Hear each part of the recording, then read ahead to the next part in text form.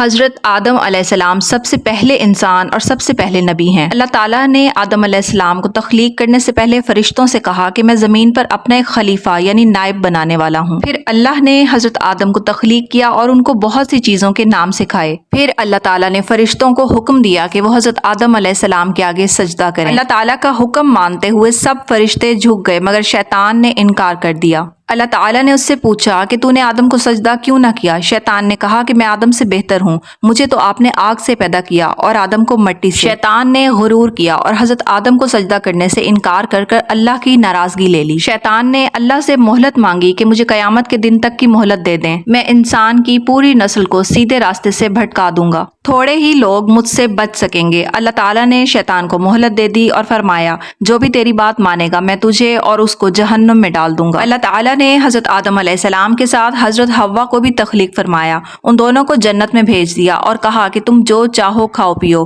مگر ایک خاص درخت ہے اس کے قریب مت جانا۔ حضرت آدم علیہ السلام اور حضرت حوا جنت میں رہنے لگے۔ اب شیطان نے اپنا کام شروع کیا، وہ ان کا خیر خواہ بن کر آیا اور ان کو اکسانے لگا کہ اس خاص درخت کا پھل کھا لیں کیونکہ اللہ نے تو یہ پھل کھانے سے اس لیے منع کیا ہے کہ کہیں تم ہمیشہ کی زندگی حاصل نہ کر لو۔ اور پھر حضرت آدم علیہ السلام نے شیطان کی بات مان کر وہ پھل کھا لیا۔ حضرت آدم اور حضرت حوا علیہ السلام سے یہ غلطی ہو گئی، لیکن جو ہی ان کو غلطی کا احساس ہوا انہوں نے اپنے رب سے معافی مانگنا شروع کر دی۔ اللہ تعالیٰ نے انہیں دعا کے الفاظ سکھائے۔ یہ دعا سورہ اعراف میں شامل ہے کہ اللہ ہم نے اپنی جانوں پر ظلم کیا اور اگر آپ نے درگزر نہ کیا اور ہم پر رحم نہ کیا تو ہم تباہ ہو جائیں گے۔ اللہ تعالیٰ نے حضرت آدم کی دعا قبول کر لی لیکن ان سے اور حضرت حوا سے کہا کہ تم زمین پر اتر جاؤ، ایک خاص عرصے تک تمہیں وہیں رہنا ہے اور پھر اسی زمین سے تم کو نکالا جائے گا۔ اللہ تعالیٰ نے حضرت آدم کو سزا کے طور پر زمین پر نہیں بھیجا بلکہ آزمائش کے طور پر بھیجا کہ زمین پر رہ کر انسان اپنے رب کا کتنا فرمانبردار رہتا ہے۔ اگر انسان اللہ کے بتائے ہوئے راستے پر چلے گا تو اسے جنت دی جائے گی